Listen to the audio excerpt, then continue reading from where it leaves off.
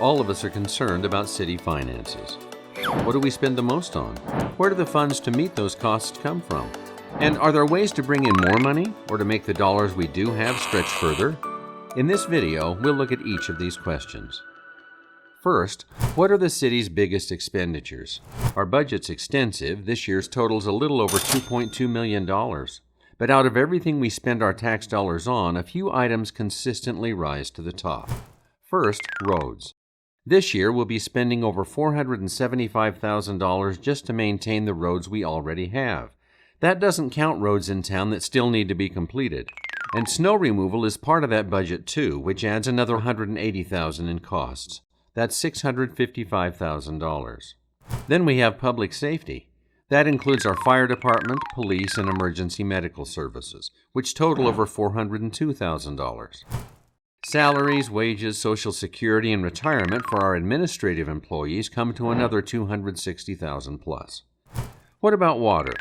Well, water services will cost us about $1 million this year, but we won't count that here because we don't pay for water with tax dollars. Water services are self-sustaining, funded by payments from our water bills. Finally, for the last couple of years or so, legal costs have been a major expense, mostly because of action brought against the city by one specific resident.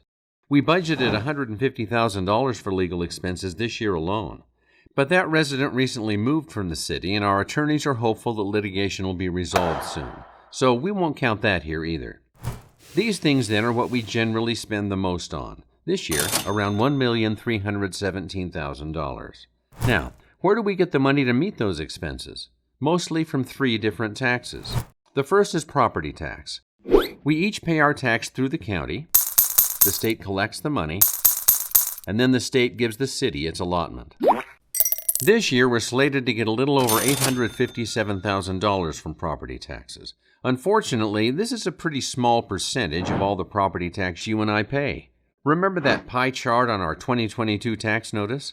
This is the amount that goes to the city, about 27%. Now, Woodland Hills faces kind of a unique problem with property taxes. Most of our residential building lots are quite a bit larger than the average lot in, say, Orem or Provo. That means we have fewer lots per square mile and, in turn, fewer residents paying taxes. So we each have to pay a bit more. But most of us like the breathing space larger lots give us here, so we feel like it's worth the trade-off. The second tax we get revenue from is the state gasoline tax. Those monies are called Class C road funds, and we use them for our road costs. How much do we get? Well, all the gasoline tax dollars go into a statewide fund. Then the state divvies the money out to each city according to how many miles of road the city has. Now, in Woodland Hills, we have a little over 13 miles of road. This year, that'll get us about $100,000 in gas tax revenues. But remember, our total road costs this year are about $655,000. So most of that will have to come from property and other taxes. The last tax bringing in revenue is sales tax. Woodland Hills has kind of a unique problem here too, because we have very little business in town. Here's how it works. When sales tax is generated by a business located in a town, Payson for instance, that town gets the lion's share of the tax, around 50%. Another chunk goes into a statewide sales tax pool. And because we have little or no commercial activity here, any sales tax revenue we get has to come out of that pool. Those funds are distributed by population, and we're a little town, so we get just a tiny fraction of those funds. This year, about $260,000. We could get more if we allowed more commercial activity in Woodland Hills, but traditionally we've preferred not to do that. Finally, our third question. Are there things we can do to generate more revenue? Well, let's look at four possibilities. First, we could allow denser housing in Woodland Hills to boost property tax revenue. We're already doing some of that, like in the Four Seasons subdivision at the base of Summit Creek Drive. Second, we could allow commercial activity in Woodland Hills that would boost sales tax revenue. Although it's been challenging because not every business is the right fit, the city has been looking into this possibility. Third, we've had some success applying for grants from various sources, including the state and federal government. For example, our fire chief applied for a grant for $120,000 to replace the department's breathing tanks because their warranty is expiring. The catch with grants is that they can require the city to kick in matching funds. The chief's grant only required around 8%, and that was well worth it. We just have to know the terms of the grant and be careful we don't commit to spending money we don't have.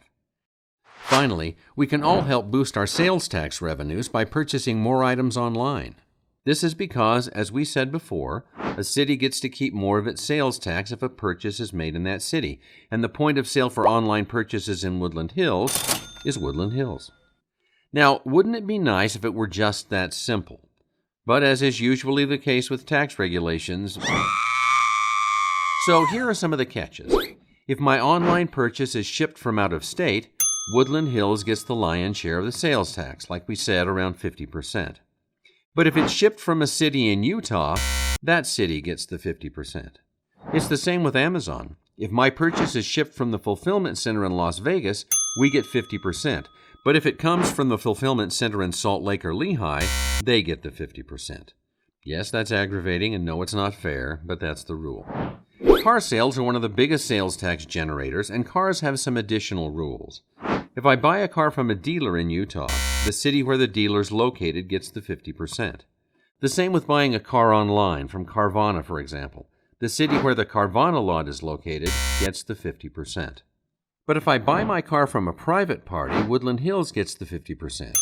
If, there's a big if I register the car in Woodland Hills. That means my home address has to be on the registration.